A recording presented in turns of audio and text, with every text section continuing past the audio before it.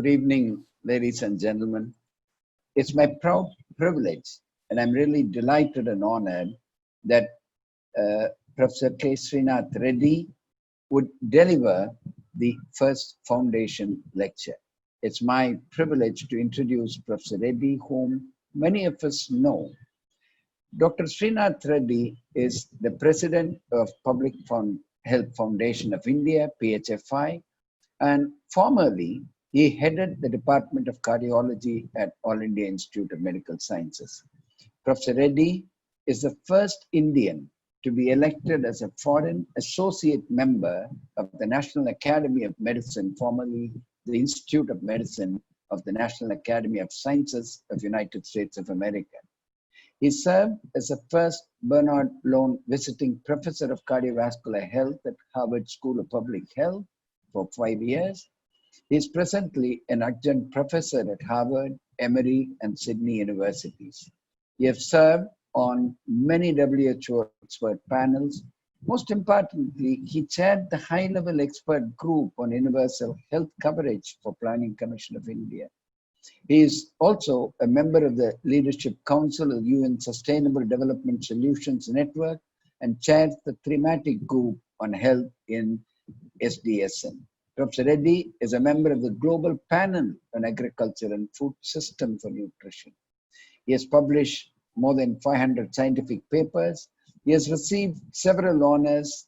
I am not going to list them, but most notably, the President of India conferred Padma Bhushan in 2005 on Dr. Reddy. I don't want to stand between him and what all of us are eagerly waiting to hear. Welcome Dr. Reddy to deliver his first foundation lecture. Over to you, sir. Thank you very much, Dr. Shankar, and greetings to all the dignitaries who have graced this event and also the various participants from different institutions who are adding strength to this Foundation Day event through their time and talent. Well, the raison d'etre of the foundation has been very clearly explained, and the relevance for our future has also been very well outlined. Therefore, whatever I say would be, in a sense, embellishing what has already been stated in a very clear manner by all the preceding speakers. Nevertheless, I shall attempt my task with some degree of humility and greatly humbled by the honor that's been conferred on me. But people may wonder why during this COVID phase, we are really focusing our attention on nutrition, where it appears to be a battle for survival against a virus. But this is a very appropriate time to re-emphasize the importance of nutrition for human health.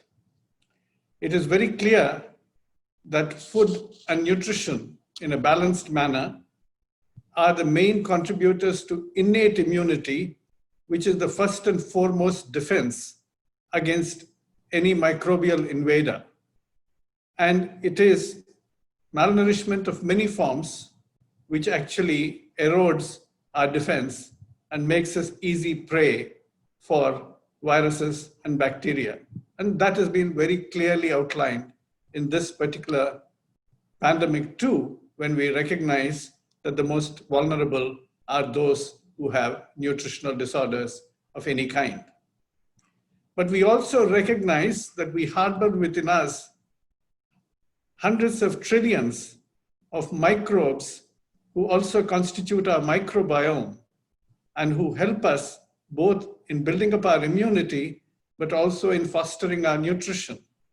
And some of the food we consume and the nature of the food we consume is also food for the bacteria who reside in our gut. And we recognize that their nutritional needs are also conditioned in a way by the food we consume. And if we have a disordered microbiome, we are likely to have a disordered immunity, and we can fall prey to a variety of diseases. And therefore, we are not eating just for ourselves, but for our cohabiting microbes which are beneficial for us and which help us to fight the not so beneficial or harmful microbes and keep ward off a variety of autoimmune diseases. So in that context too, it has been noted by some Australian researchers that perhaps one of the contributors for the low level of mortality and the less severity of the manifestation of the COVID-19 virus in the South Asian population could have something to do, particularly among the poor, not so much among the middle class and the rich, with the high fiber content of the food, which may actually foster a healthier microbiome and therefore make them less susceptible to COVID-19's ravages. So we are seeing, even in the context of COVID-19, how clearly important nutrition is and how food lays the foundations for our battle against any challenges visited upon us by external world of microbes. But then we ought to look at nutrition across the life course, not merely in a segmented manner, but right from preconception to the very end of life. And there we need to transition from food security, which is absolutely critical, to nutrition security. And this has already happened in the basic parlance of nutritional dialogues. And we have transitioned from essentially looking at calories to nutrition and from food security to nutrition security. So not merely energy, but the nutrient sufficiency and balance. And we've also moved on from our scientific quest in a very reductionist manner, as needed, sometimes for advancing science, from individual nutrients to composite balanced diets. We have recognized through our research that there are several individual nutrients which are very important, several food items which are very important, but none of them really predict the health outcomes as much as composite diets which are balanced and nutritionally well represented in terms of their composition. And therefore, food becomes a very important element of our sustainable development. And even as we do try and refine our knowledge through elegant science, we must recognize that the spectrum of science is reductionist in content, but holistic in context. And therefore, we need to bring together all of that knowledge to create not only wholesome, balanced diets, but also a food system which is capable of providing it to everybody who needs it on earth. And therefore, equity becomes a very important element here. And I'm happy that the foundation has emphasized equity as one of the important goals. Therefore, we need nutrition security for all. And when I say all, we are also talking about present as well as future generations. And the future of food is not merely for the present generation, but for generations to come. Therefore, sustainability becomes a very important element as well. And particularly when we are living in an era where we are substantially environmentally challenged by conditions that we have helped to create, unfortunately, then how do we fashion the future of food so that we can actually ensure not merely adequacy, but also sustainability? We recognize that the demand for food is likely to increase as we move along from 2005 to 2050. It is believed that the world would require 60% more food. That is because of an increasing population, increasing urbanization, and increasing incomes as poverty levels decrease. Though we are right now seeing an economic setback, that will not be the set pattern for the future. But we also recognize that we will have less availability of food if we do not take action. There will be less agricultural land available as the population expands and seeks new habitats. We will have increased climate stress, both in the form of heat stress and water stress. And all of them are likely to be reducing our agricultural output unless we take action to balance our overall production processes with climate change mitigation processes.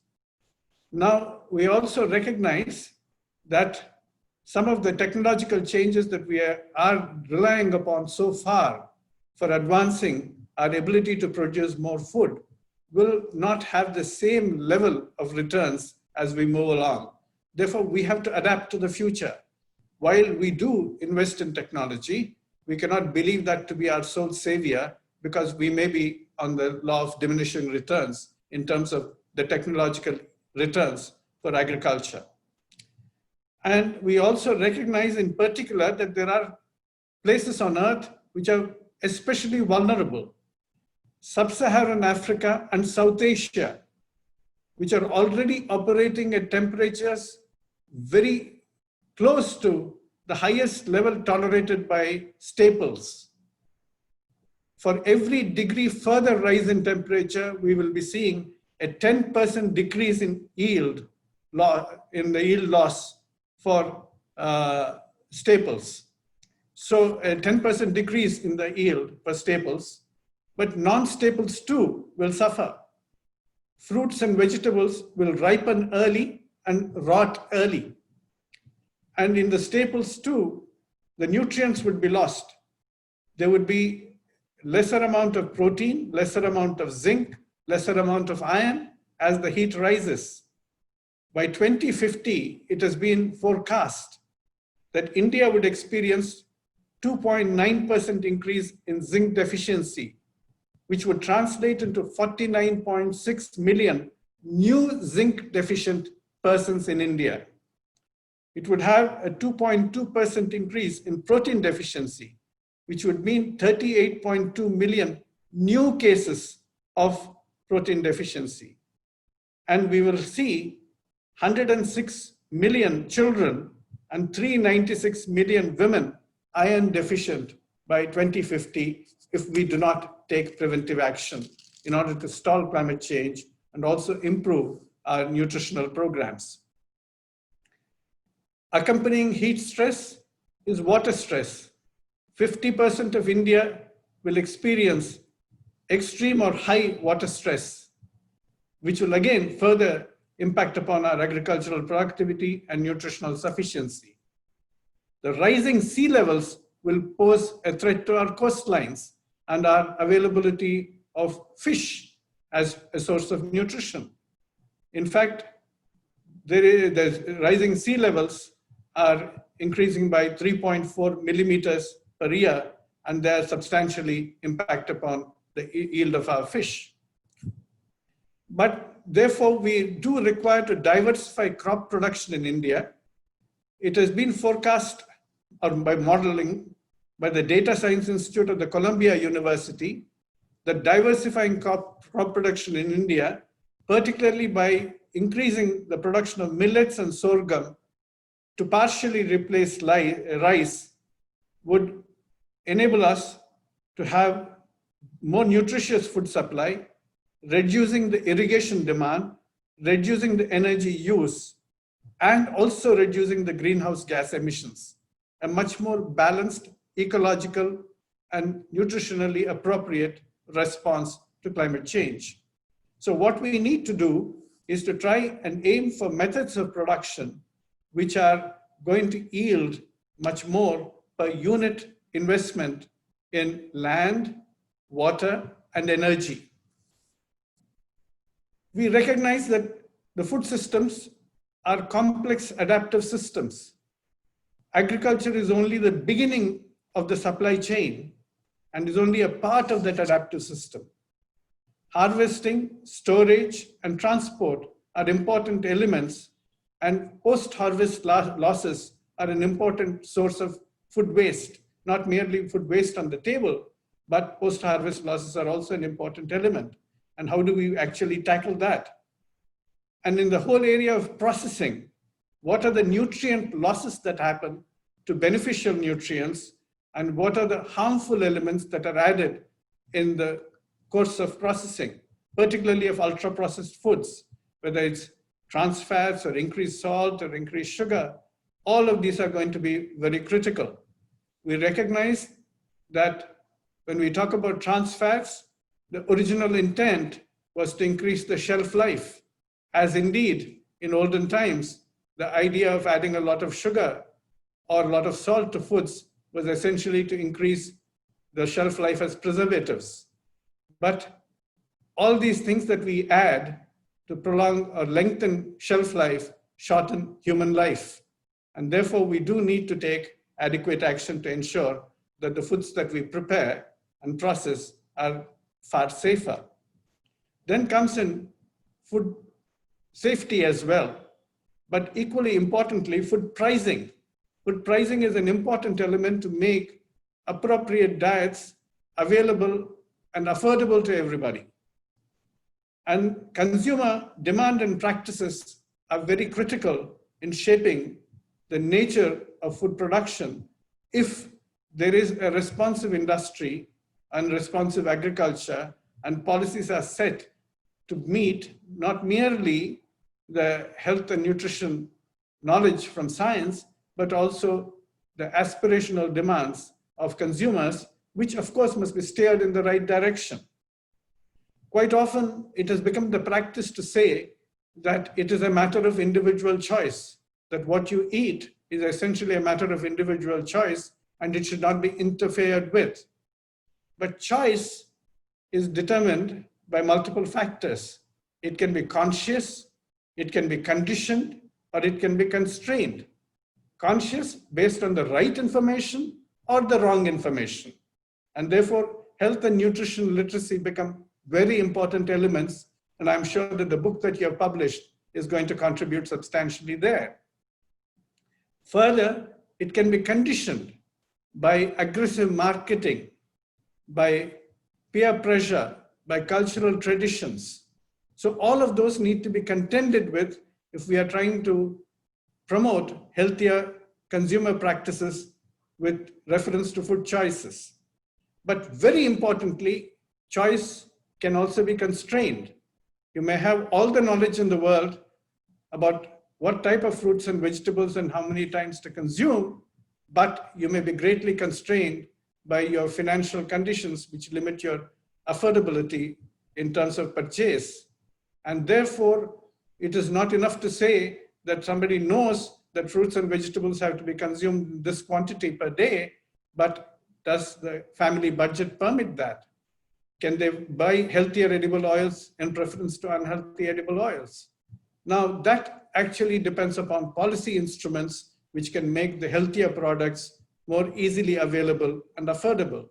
So we have to definitely influence the nutrition-related knowledge of people, but also create conditions through our policy instruments which will make it easier for them, which will enable them to make those right choices by creating conditions which are conducive for making and maintaining healthy choices across the life course. Equity becomes absolutely important, and I'm glad, again, as I said, that equity remains a foundational piece of the agenda of the foundation. Now, equity is not only in terms of quantity being provided, in terms of certain degree of caloric security, it is also in terms of quality. It will not do if the manufacturers of food adopt different quality standards in the West and different quality standards in the rest of the countries and push products which are not of equal quality, which are likely to be more harmful to populations elsewhere. Therefore, even as the consumer knowledge increases, it behooves a number of organizations, particularly the civil society, as well as the government, to join hands to make sure that not only adequate quantities are being produced for easier distribution and uptake, but also that the quality remains unimpeachable and promotes nutrition and health. Now, that brings us to the role of the government. The government is absolutely critical, as Mr. Agarwal and many others have stated. But the government can actually use a lot of fiscal instruments as well as regulatory instruments to condition the market and move us towards a food future, which is a much better future than we have right now in terms of our nutritional experience and affordability. And these instruments are very important. I would say that the government policy instruments can promote healthier foods, not merely curb unhealthy practices through taxation, for example, of sugar sweetened beverages or high salt, high fat foods, or put warning labels on it, or put regulatory limits on it. All those are going to be important. But if we can also subsidize or promote healthier foods, that will be very good. Policy has to have both the carrot and stick. I call policy a frozen carrot, which can be both a carrot and a stick at the same time. So we do need also consumer choices to be influenced. But who shapes consumer choices? Who enables advocacy for policy change? Who articulates the demands for appropriate food and nutrition policies in the country? And there we bring in the civil society very strongly. It cannot be job of the government alone. But the civil society is a fairly heterogeneous entity. Civil society can be defined in very many ways. Some include the private sector, some exclude the private sector. But certainly anything other than the government has to be included as a part of the broader platform. And within the private sector, and I deal with the private sector further on, we have the agriculture, industry, and trade represented. Then we have the academia in the civil society, producing and translating knowledge for policy and programs, and for monitoring their impact. Then you have consumers who are either in groups, organized, or even as individuals. We know that even an individual adopting a preferential practice for buying fair trade products, they have changed how the industry behaves and makes its products, or prioritizes the nature of its agricultural investments. So we know that consumers have a tremendous amount of power that they can wield, provide they're adequately informed and organized. Then we have the media, then we have the citizenry at large. So all of these will have to be mobilized if there has to be an all of society response, as has been stated. Therefore, when we are dealing with the market, we recognize that the market has unfortunately become the reigning deity of the day, but the market cannot remain impervious and unresponsive to the priorities of public health nutrition. And therefore, we have to mold the market to become much more sensitive and responsive to public health priorities. Therefore, we have to use fiscal and regulatory measures. We have to set the consumer demand. We have to also appeal to responsible sections of the industry that there is a health dividend. A healthier population, which is well nourished and well protected, is likely to be more economically productive, is more likely to have greater consumer spending, which will benefit the industry in general. And therefore, there is a dividend which health and nutrition will pay off, and therefore unite the industry to move towards food security, nutrition security, and health security, and environmental security, because we have to do whatever we do in an environmentally and ecologically sustainable manner. And then, of course, there is a scope for international agreements, like we have seen in the case of the tobacco agreement. There can be international agreements to make sure that the practices are followed which are favorable to health, but at the same time not differentiating and discriminating between part of the world and another part of the world. That, for example, if industry commits to reduce some harmful ingredients in its products, it will do so uniformly everywhere in the world and not try and dump its products in Africa or India or somewhere else. So these are all important elements that we need to bring together. As far as the private sector is concerned, it plays a very, very critical role. There's no doubt about it. Unlike the tobacco industry, the private sector in the food industry is absolutely important at various levels, from the farmer to the miller to the producer to the trader. But when the industry tries to reposition itself, saying that we'll promote healthier products, there is both a credibility gap and an edibility gap. The credibility gap comes in when people question whether this is just a tactical repositioning to avoid litigation or regulation. Is the industry earnest? And we'll have to try and ensure that the industry not only is posturing, but is actually delivering on its promises. And collectively, we can do that. Then comes the edibility gap, which we recognize that it also has to be a tasty product, because otherwise the consumer will reject it. And therefore, we depend upon the industry's ingenuity to try and address the consumer taste preferences as well, but without sacrificing nutrition. And we have to also reposition some of the cultivated conditioned tastes of the consumer, because we know that if you start consuming salt in lesser amounts over a period of time, the taste does get reconditioned. But all of this requires unified action and frequent consultation and collaboration. The academia is very important in that area. And it, both as knowledge creators and as knowledge translators, how do we actually ensure that we provide the right kind of knowledge, and we also ensure that it's translated into practical solutions? Consumer groups are very critical, absolutely. And farmers' organizations and traders, all of them are important, as are the media.